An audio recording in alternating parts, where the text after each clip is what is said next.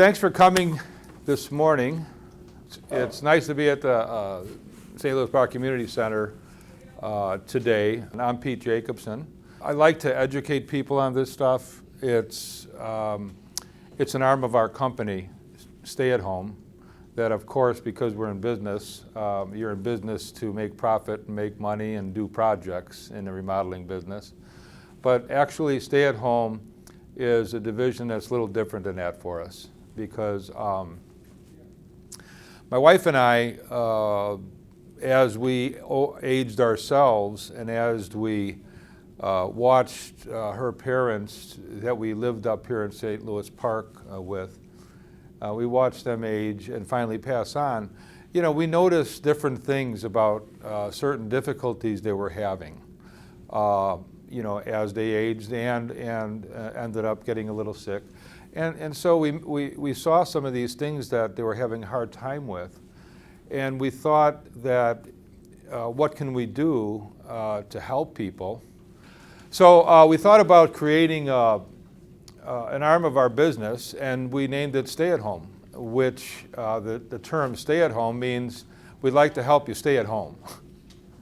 Because a lot of people think that as they age and things happen, you have to move on to different facilities or something like that. There's another way to look at it too, where we've learned that some of our customers who we've worked for really have an interest to stay at home because they love their property, they love their home, they've been there for a long time, and there's a certain amount of people who just fundamentally want that. And I understand that. And if, on the other hand, people want to go to different places that's a little easier to move around or move on with, that's fine. But our kind of service allows people to do things to their home that you might not have now, either in a large way or a small way, that'll help you, you know, stay at home.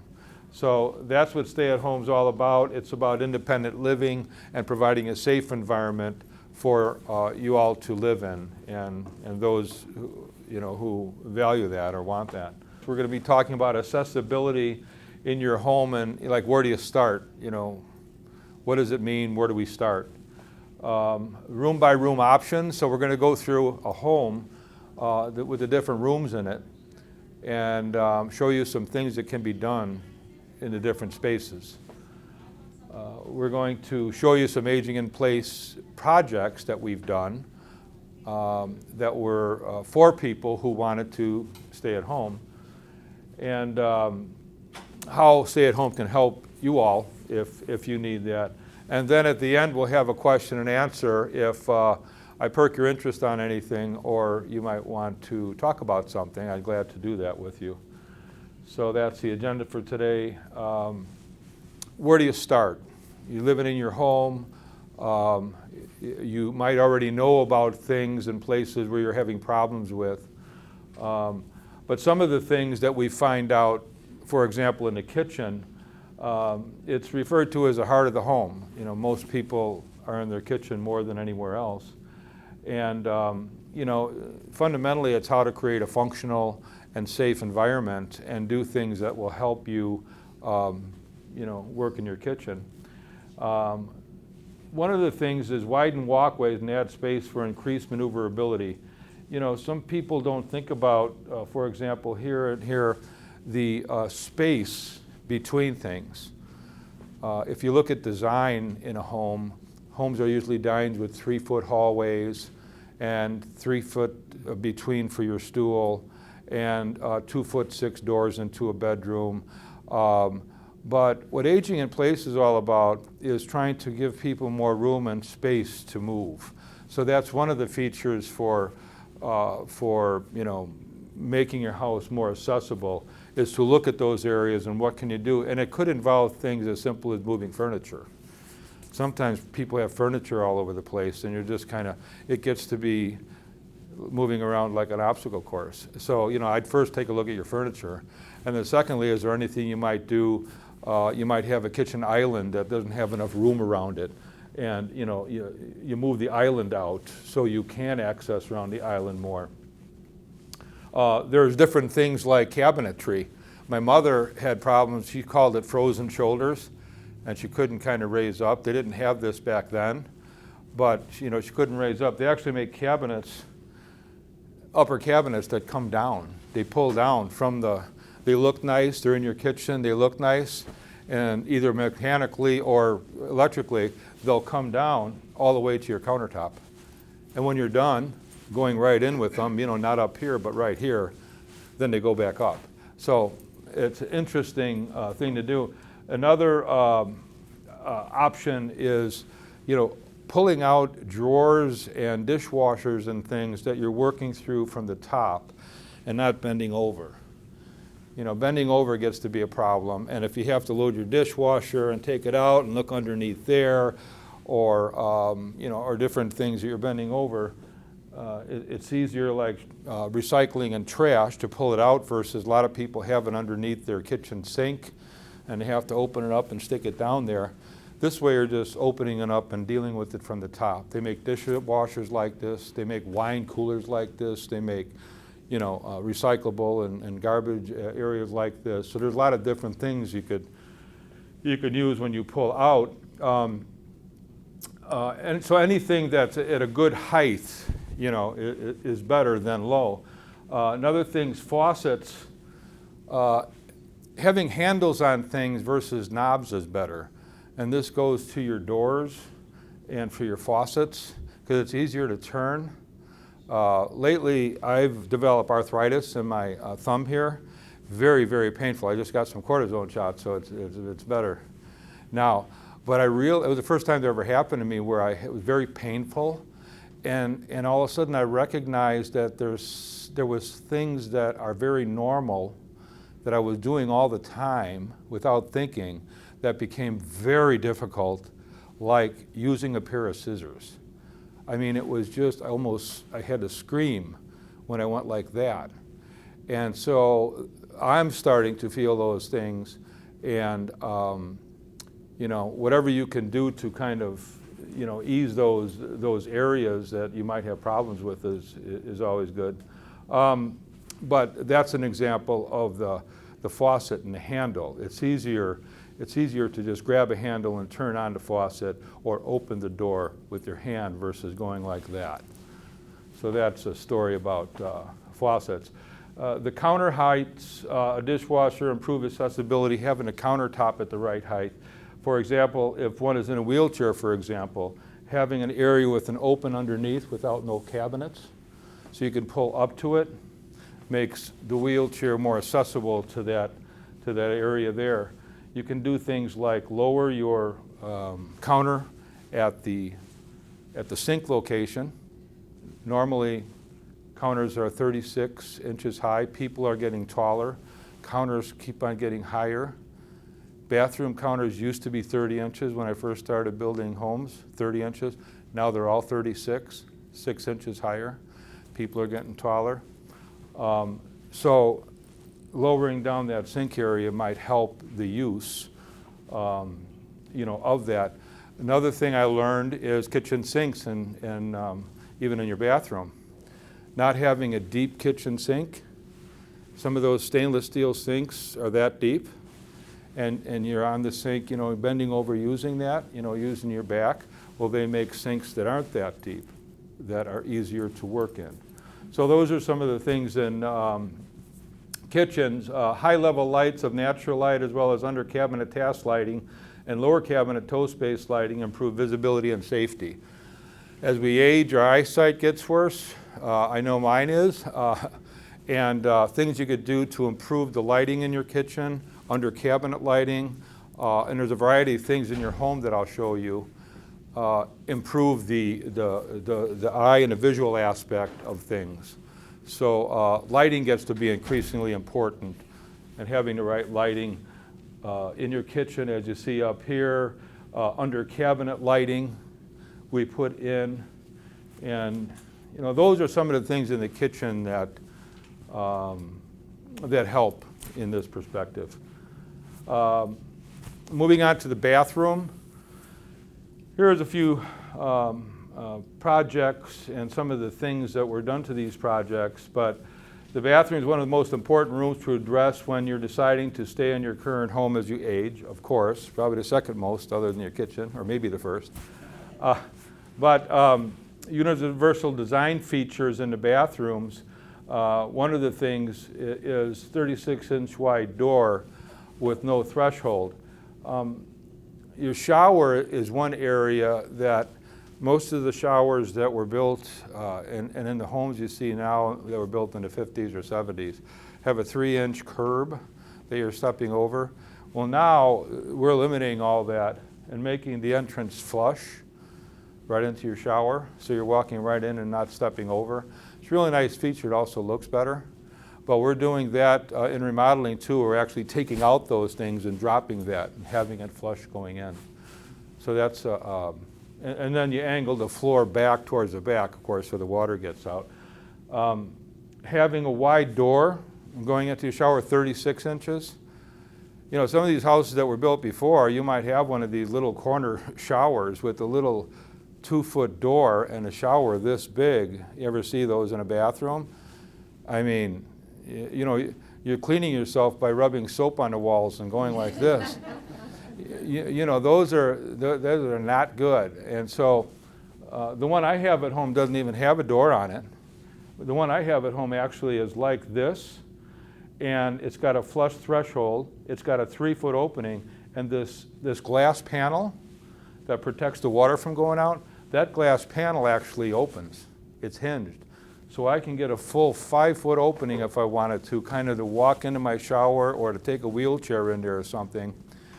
And, you know, that's just an example of, you know, do you shower, do you take a shower, how do you access it, how are you safe in your shower, and those are some things. Grab bars are very important as we age, both around the stool area, you know, to get up. As I age, I realized my daughter, I was watching my grandkids, and they have a couch in their living room that's really low and really soft, and I watched TV in it, and just getting out of the couch, I mean, I have to kind of do a 1, 2, 3, you know, to get up. And I never realized that before, but it's all about, you know, getting up, which in the bathroom, they make universal design stools that are higher. You would be surprised. I have one in my cabin that's low, and the difference between that and a higher aging in place universally designed stool is quite huge. It's easier to get up and down off of. So those are, you know, the stools are very important.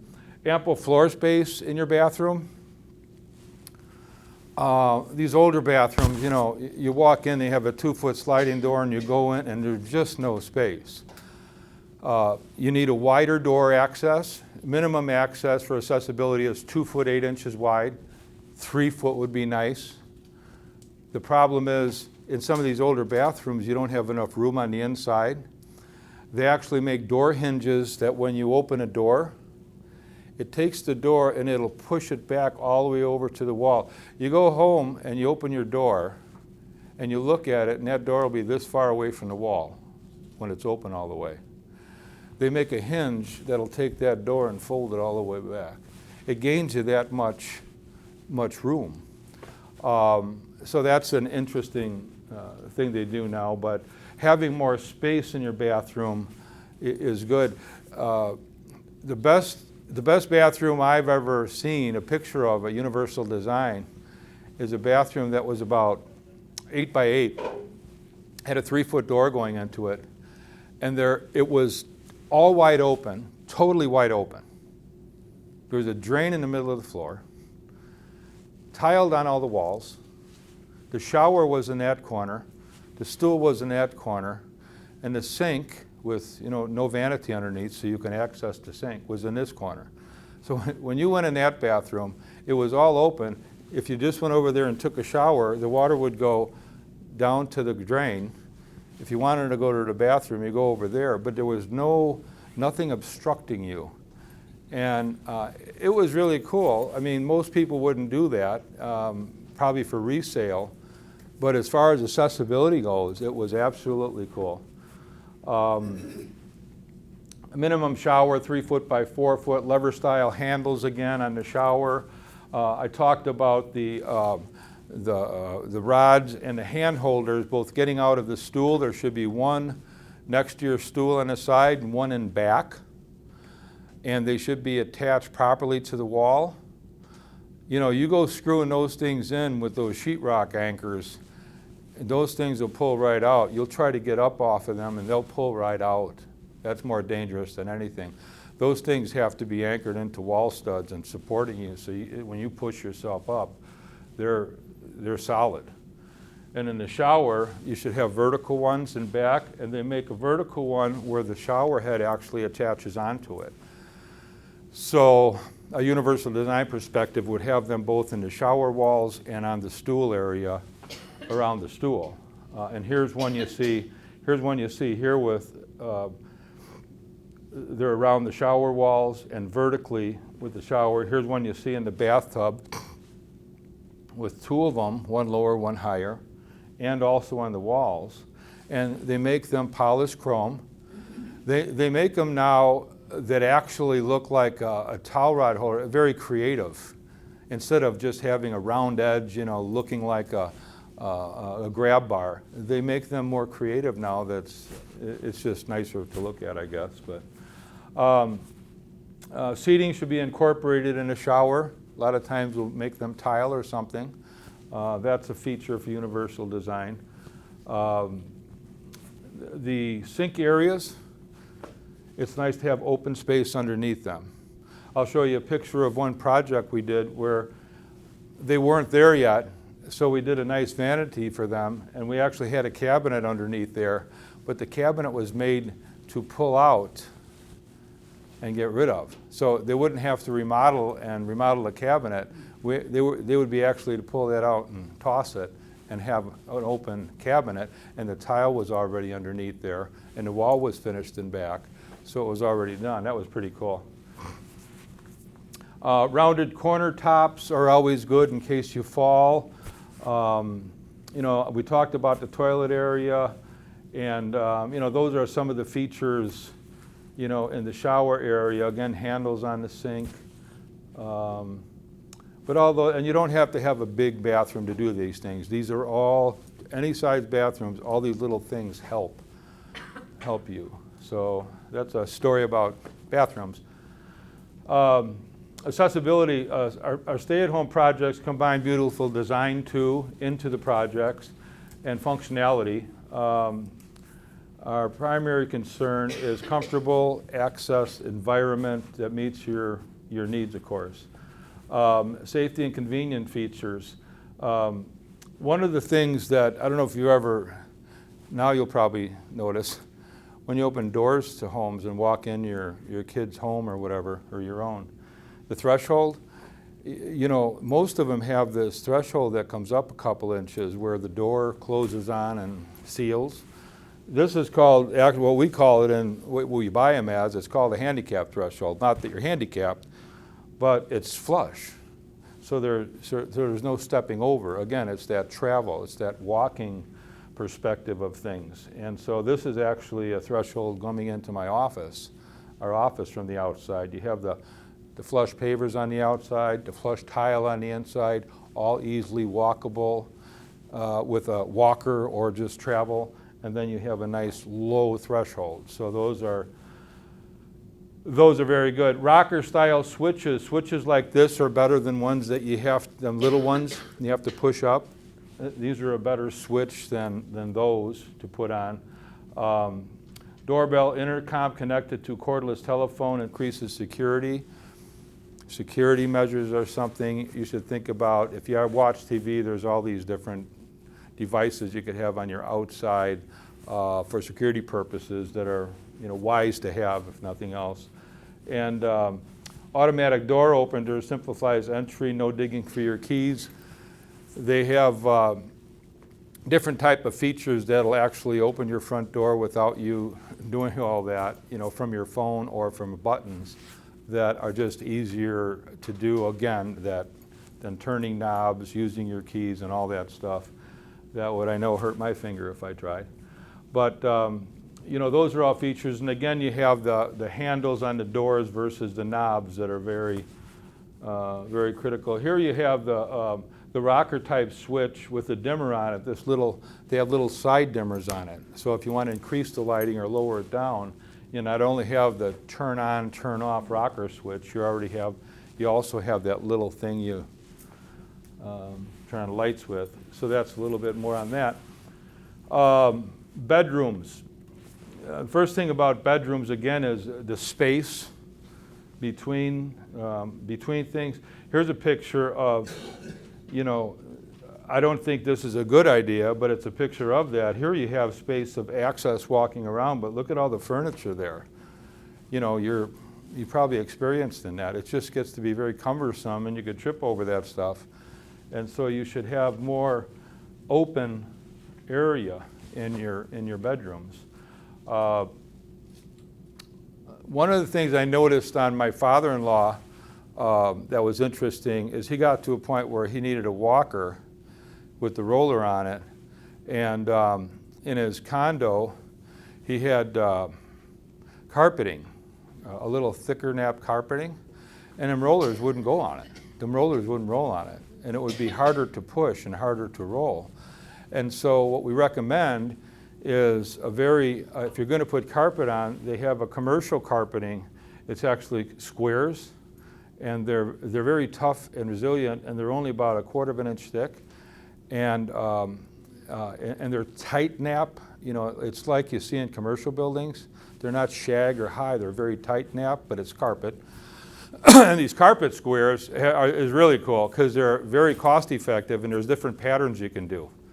And so we do that. My wife and I do that in our cabin and our home now, and it's very good stuff. So that's a way to handle that. Also, wood floors are good. Vinyl floors are good. Tight nap carpeting. So the floor surfaces, in other words, are something to think about as you travel through that, because you could trip on them too. And again, lighting is important in all areas, and also switches by the bed. So you're not getting out of bed, going up across the room, and it's just a convenience feature and a safety feature, getting up at night, being able to do that versus finding the pull chain on a light or walking across the room, having a switch by the bed to turn on the lights. A good idea. So those are some thoughts. This is interesting. One thing I tell people when we're remodeling is if you have TVs, if you notice this, if you talk to any architect, a TV, the best place to place a TV is this high and not that high, because you're looking up at the TV. So many people want fireplaces that have a hearth on it, and then they have the fireplace, and then they have the mantle. And by the time you have the mantle's up here, and you have the TV above it, and you're sitting on your couch, and pretty soon your neck gets kinked because you're looking up. What architects will tell you to do is design them in cabinetry so they're low, so when you're sitting there, you're looking right at it and not up. That I would advise for anybody, because that's just good design. And by the way, when you get to design, I learned something interesting from another builder that it wasn't in my mind at that point in time, but it was all about design, because that's where things start. Whether you're doing smaller projects or larger projects, it all starts in design. And we bring that to people to start there. But this one remodeler I was talking to says, well, everything they design is universally designed. I never thought about that, because normally you're designing things that people want, and you're putting spaces where people want. And it all leads to how big things are, because that's what people want. Another way to look at that is listening to the client and giving them what they want, but bringing in the universal design aspect. So when they're talking to you about having a hallway down there, we would say, that'll be great, but we have to make sure it's 42 inches wide and not 36 inches wide. And they go, well, why? because that's a universal design feature, ease of access. And then they'll say, well, let's put all the doors here and let's put it, and I'll say, well, we need a little bit more room over here too in the hallway because we want a 3'6" door in there. And they go, really? You know, my ones at my house was 2'6". And well, that's what we used to put in. But they're not 3-foot doorways. And if you're designing something, why wouldn't you design a 3-foot door? Because the installation is the same, the painting is the same, the difference is 6 inches, and the difference in the door cost might be $50 or $25 for a wider door, and it's so much easy access. So that's called just designing universally, and that just speaks to hallways and doors, but it could be anything you're looking at. Bring that to the table when you're talking with people, designing with people, or trying to help people.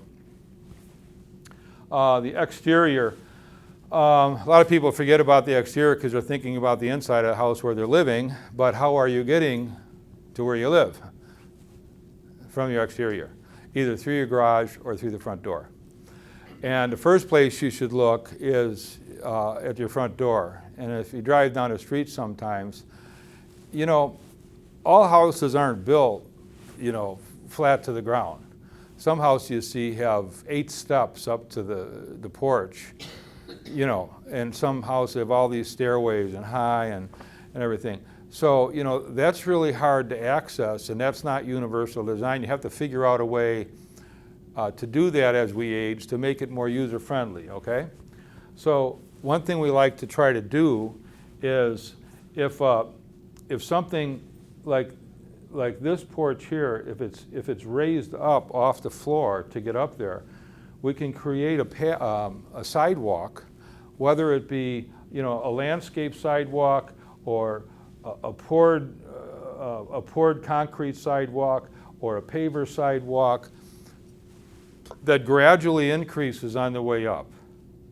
Instead of having a stair that just goes up here to get up, you need a longer area to work with, because if I'm going from here to there in a stairway to get that high, I have to start right here and walk up my stairs. And I'm walking up the stairs using your legs and everything. Now, if I wanted to make that really user-friendly to get up that high, I'd want to start over there and have that pathway gradually rise to here, whether it be a paver or a concrete one. That way you're just walking right into your house at a pitch that's not steep. It's really user-friendly, especially someone with a wheelchair or something. You know, they could wheel that right into their house and you're done. And you don't have a lift, you know, you don't have a big, you know, long thing like this. You could make it visually and curb appealing and actually add value to your house at the same time. And that just has to do with the entranceway. And again, the flat threshold, the wider entry doors. You know, an entry door that we used to put in homes, and that used to always be standard. You know, your bathrooms were 2'4", your bedrooms were 2'6", all too small. And the front door were like 2'8", at the maximum 3 foot. That's the width of all those doors we used to put in. A front door, I can get a 4 foot wide front door. Again, if you're putting a door in, whether it be new or remodel, the installation's the same, the painting's the same, make the door wider. But don't you have to change the walls? Because the door only fits into a certain... Oh yeah, yeah. If you have one and you want to make it wider, you have to make the header. You can't just take your 3 foot door and put in a 4 No, there's cost to it. Exactly. Even in the bathroom, same thing. If you make it wider, there's cost to tear it. your walls down. It's called the rough opening. You know, you have to get the rough opening first to make the door fit, and you're right. A 2'8" rough opening is this big. A 3 foot rough opening is this big. Tearing walls down. The header in your sheetrock. Oh yeah. There's cost to it. But again, it's why would you do that? You know, you're doing it for a reason, and if you get that point, you're going to pay for it, and you're going to want to pay for it. Mm-hmm. You know, and I'll go back to universal design. Like with houses, so often stucco or they're, Yep. or they're brick, Yeah. you know, so are you cutting into the brick that you have to make that whole entrance wider? Oh, yeah. Okay, Oh, yeah, You're yeah. able to cut it out, you just make the door wider. Oh, yeah, and of course, there's different costs to it all. But you go back to the main fundamental reason, and sometimes you have to absorb Yeah, it, you want to get a wheelchair in there. whether you like it or not, yeah. So that's a little bit, a little bit on doors, but, you're 100% right on that. Let's see, ramps and steps, we talked about wood and other slippery surfaces with concrete and added traction. The front door and sort of leveler style door handles, of course, and creating a large flat place outside to enter and exit are all important pieces to just the entrance of your front. And I think we're going to go to the garage now that'll show you, or no, the stairways. This is pretty cool. Stairways, most of us, have stairways either going downstairs or upstairs. And, the stairs are one of those things that get to be, more difficult as we age. There's something I tell people that's interesting. Most people don't realize, unless you're using them and you really don't think about it. If you're going to one of these commercial buildings out here, or government buildings, what you'll notice a lot of times is, and note this when you walk on these things, you'll say, wow, that was pretty easy to walk up those stairs. It's because the rise of the stair, it's because it's called the rise. It's because the rise of the stair is less. The maximum rise we could put on a stairway like that, I think now is 7.5 or 7 3/4. That's what code allows you. And it used to be 8, I think. And when you go 8, when you walk up those stairways, you feel it in your quadriceps, and it just gets to be, wow, I got 50 of them at my cabin like that, I know. You get up to the top, and you're feeling it in your whole body. Now I'll get back to the... There's a calculation when you put in stairs that you add the rise, and you add the length of your stairway to hit a certain number. It's got to be between a certain number, okay? So if the rise is 8 inches, the stairway has to be 10, so that's 18 inches. If the rise is 4 inches, the stairway has to be 14 inches, hitting 18 inches. Let's say 18 inches is the number. But what it gets you is a much easier travel access to things. And you'll feel it in your legs. You walk up some of these buildings, this whole building probably has 7.5-inch risers, the age of this building. You go to some of the newer buildings, you'll note the lesser of a rise. And that simply is, again, design things with a universal intent. If I was designing something for universal design people, I would, that's the first thing I would focus on. Let's make those stairway rises less. It's going to make your stairway longer, but the travel is going to be easier. Another cool things that are happening with stairways is lighting. Again, we age, our eyesight gets worse. Having lighting is important. In the evening when it's dark, if you didn't have this light, see all those stairs? They're all stained dark. That's going to look like a slide because you can't establish the front of the stairs. That one, you know exactly where the front of each of those stairs are when you walk down it. You could see, because on the front edge, it has a different color. You could either paint it or have it be a part of the wood or something. You'll also notice that on a lot of commercial buildings. Commercial focuses on this stuff. And so you'll notice that on a lot of commercial buildings. So I'm just saying that, when you're out and about, you probably won't see that stuff in a lot of residential houses. When you get in these commercial spaces, just start looking at the stairways and how you travel them, and you'll see some of that stuff.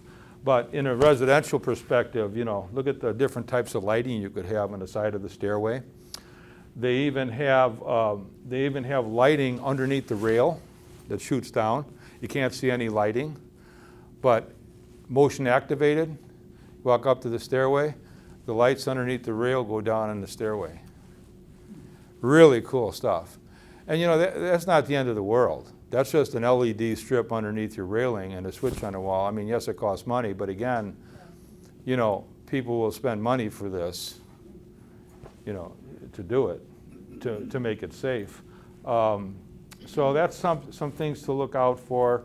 But I think having that stairway differential on the front of those stairs is a very important piece. The other thing, as far as up and down stairways, you see sometime are the lift that going up and down stairways. You know, people do that. People put those in. They're not inexpensive, but they're done for a reason, because, you know, you don't have to walk up and down the stairs. If you can't walk up and down the stairs, that's one option. The other option, and we're doing more and more of, is elevators. A new home, a 2-story home with a basement, new home, put in an elevator, $35,000. Put an elevator in your house, that's a 2-story with a basement. In your older house, it's probably $50,000. That picture there, that stairway is probably 3 foot wide. I would say then a minimum it would be 3 foot wide, because that's how we used to build them all. That was code was 3 foot. We're making stairways wider now, 42 inches.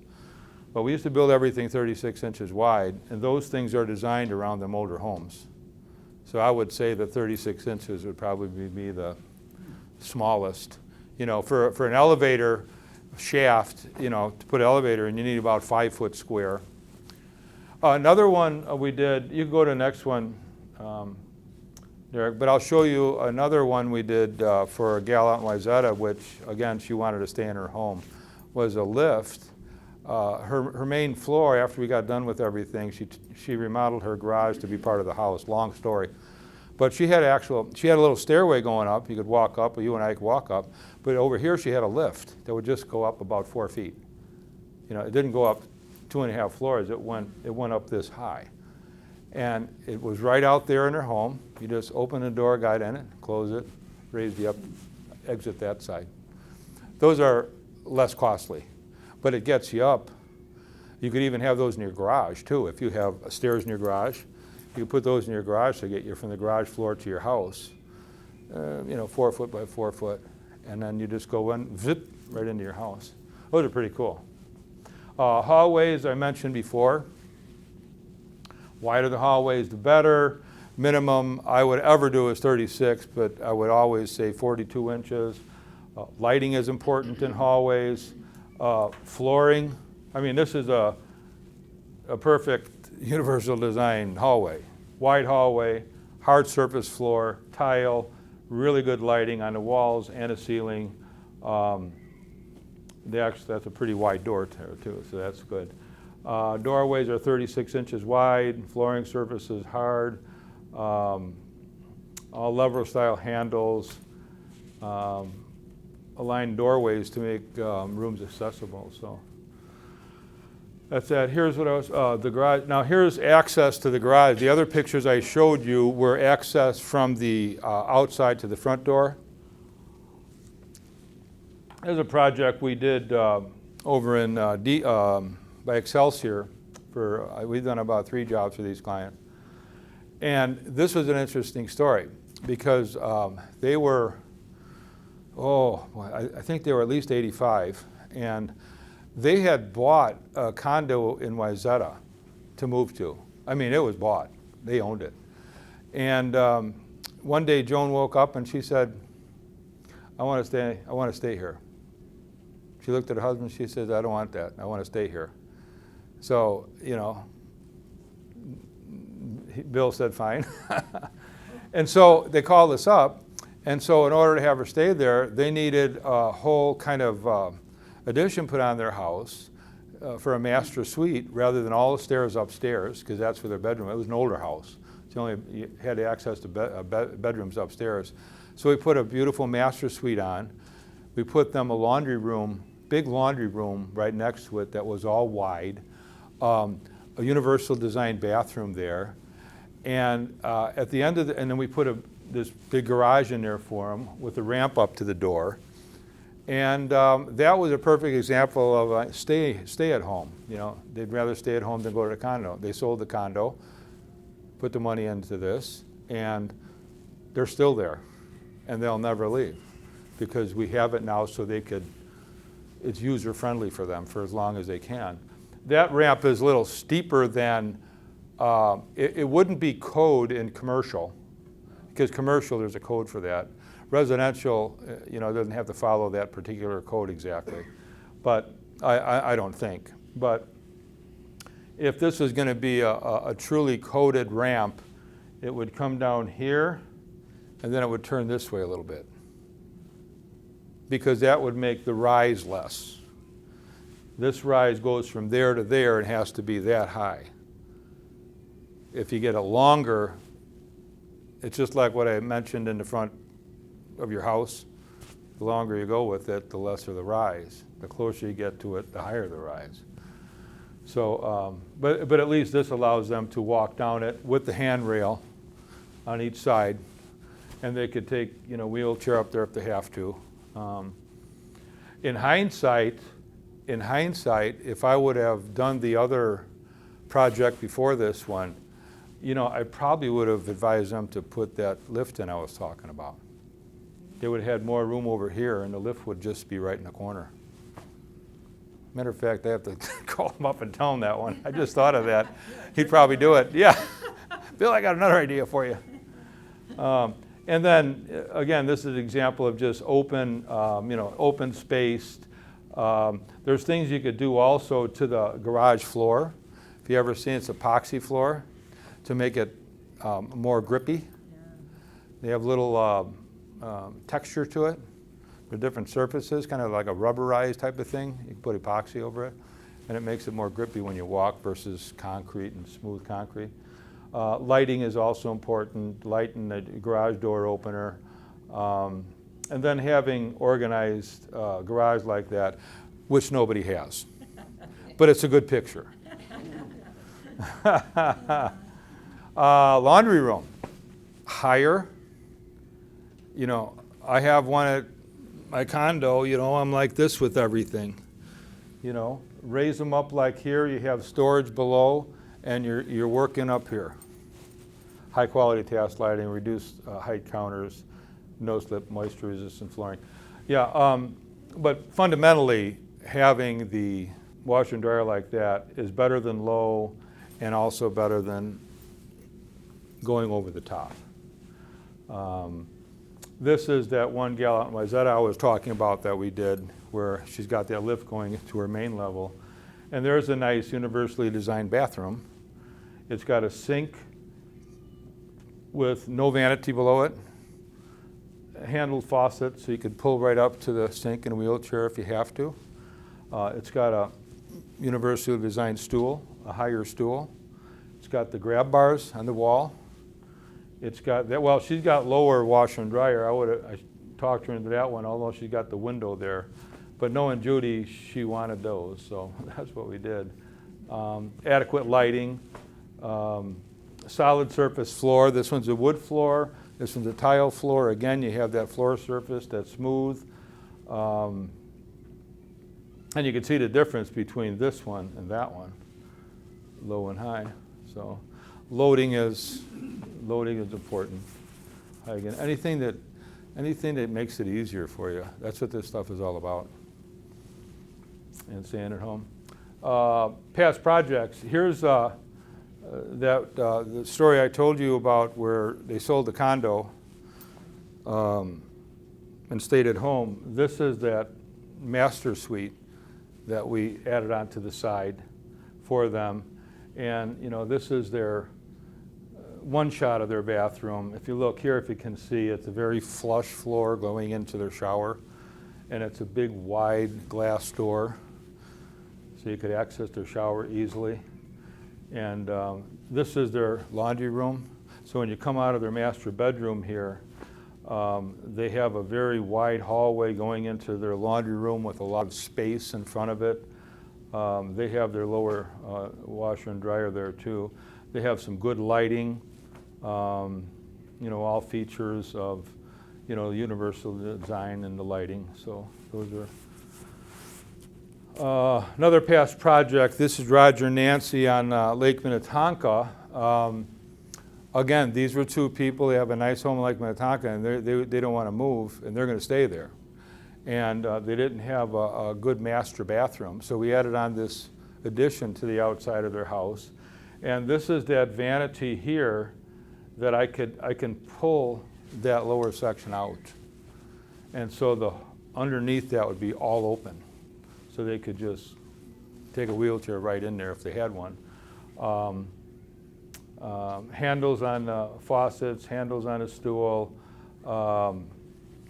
shower again, flush floor, wide doorway, stool, counter height that's a little lower. Here's another product, Wyzetta kitchen edition. Oh, this is, there's that bathroom again. The kitchen, you could see there's wide spaces around the big island top, handles on the faucet. Here is that lift I was talking about. It's got, it's all open around it, but on the front we have a door with some nice molding up there with a door on it, and this is like in the rear entry.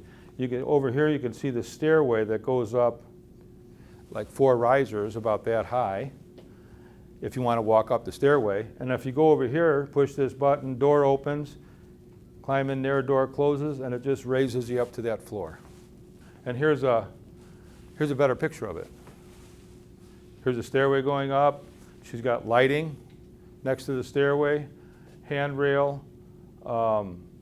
Here's those carpet squares. If you look at this, you can see the carpet squares are kind of different patterns. Those are carpet squares, 2 foot by 2 foot, put over the wood floor. Nice and smooth. And then here's a walker that you can see the door opens up and you go in there and it rises you up just to that level and then you exit. We changed our entranceway and we put a nice stainless steel grab bar, on their stairway entering the door. So that was, and we put this roof over the entranceway to have to keep the ice off the stoop. If you don't have any roof over your stoop, it gets to be snow, ice, slippery, that's a bad deal. Every house should have, I just put one on for my daughter in St. Louis Park, nice roof over the door. So it protects you from rain, protects the snow. And so this is what we did for Judy to put that, to protect that. So those are some of the features there that are good. So we can, that's a lot of information. I hope it helped you. If you need any of that help, we could certainly help you, but this is more to just educate you actually. But if you have any questions, you could always call me and ask. And if you have any questions now, I'd be glad to answer them for you, or try to anyway. Yeah, that's a good question. I would say, 80% of this stuff can be done to your house that if someone you didn't know walked in, they wouldn't know you did anything. You get that? I mean, they wouldn't really know your hallways are wider, nor would they know you have lights on your stairway, or that the stairway was like that, or that your countertop was a certain height. You get it? Most people wouldn't even know that about 80% of stuff. And so what that means is you can do this stuff to your home and upgrade it in a universal design perspective, and also update finishes if you want to at the same time. So you're accomplishing a lot there with not being a negative to your resale, but being a positive. Now, could you do something that might be a negative? Yes. And like I always say to people when we're doing a regular remodel project, I says, we like to design things that it's going to enhance your home and not take away from it. That's what most people want. How it might affect it negatively. Nice house, you had a house here, your neighbor's got a house there, and there's one neighbor across the street, all have the same type of house, all the same age, right? All very nice. Yours has that bathroom I was talking about. All tile, drain in the middle, stool shower. Yikes, don't want it. I'll go across the street. They have the bathroom I want. You get it? So that would be an example of a great feature for you that's not really, doing much for anybody else, But that's just kind of, most of the other stuff, really is, other than stuff like that, most of the other stuff you can't even notice, but, you could actually point out to people if they're selling your house. So at that point, it's an ad, But yes, like any project, you could do things. I see them all the time, projects that are done that don't enhance value. They look like an addition. And we never do that, but I've seen projects like that. Not a good deal, My wife and I are certified aging in place specialists. We got certified by going to Florida, go to classes. So we learned about all this. We have all this bookwork and paperwork. And in that stuff, it has all these things, and there's certain dimensions and heights you put all these things, including switches on the wall, how high those should be, how high the grab bars should be, how high the stools should be, how high everything, how high the countertop should be. It's got data in there that shows you that if you're designing like that, this is what it should be. I even have that specification in our specifications, like if we're remodeling a project for you that's just a regular project, I have that specification in our specs. So what we're doing is we're putting backing in the wall where those things go, even if you don't do it. We're putting backing around the bathtub, we're putting backing around the stool, we're putting backing in the shower, which is the supporting members, 2x4s in the wall. We're putting that stuff in there, and then you cover it up with sheetrock and paint it. They don't put any grab bars in there, but they're there. What do you mean they're there? So if they want to, put them on. The backing and the structural stuff is there, so they could come in tomorrow and bolt them in, and you're done.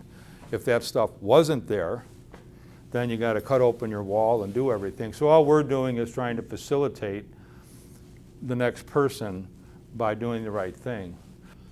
The pictures I showed you, the project that we did were fairly expensive projects because they could afford it and they just did those expensive projects. Other people that don't do that simply need things to help them. And that's what we do too. This is an example of not one of those projects, but her husband, he's a Vietnam vet, he's in pretty rough shape, can't get around too good, he's in a cane and he can't walk too well. And they got stairs up to their back door from their garage, which is over there, it's from there to there. And she wanted some easy access. So I went over there and I looked at what they had, and I said, well, you got to get from there to there in the easiest way, which for him means some sort of a ramp, because we had enough room to make it a gradual ramp, a low-pitch ramp. And the space in the front of the door should be 5 foot by 5 foot. So my initial thought to them was, well, we're going to have to take all this patio out and then probably pour the concrete ramp, and then we're going to have to do this because we do that. And it was going to be probably, by the time I got done with that stuff, it was going to probably be $20,000, 15. So I thought about that for a couple days. And I'm going, she really just wants to help her husband get in the kitchen. She's not doing it. Her house is going to be what it's worth. She's not going to do anything more to her house. She just wants to help her husband get in the kitchen. So I figured, I wonder how I could do that less expensive. So I called one of those companies that have the metal walkways. They're metal. You might have seen them. They have handrails on it. And I talked to the guy, told him exactly what I had. And he goes, well, you need a 5 foot, 5 inch platform by the doorway that can go over that stoop that you say you have there. So we'll put a 5 inch, 5 by 5 platform, and then we'll have the riser, the 12 foot long or whatever I said, with handlebars on the side. So all of a sudden, what he said was exactly what I was going to do in concrete and exactly what I would have done. And I says, well, how much does that cost? He says, well, if we did it used, I said it'd be $2,500 versus $20,000, right?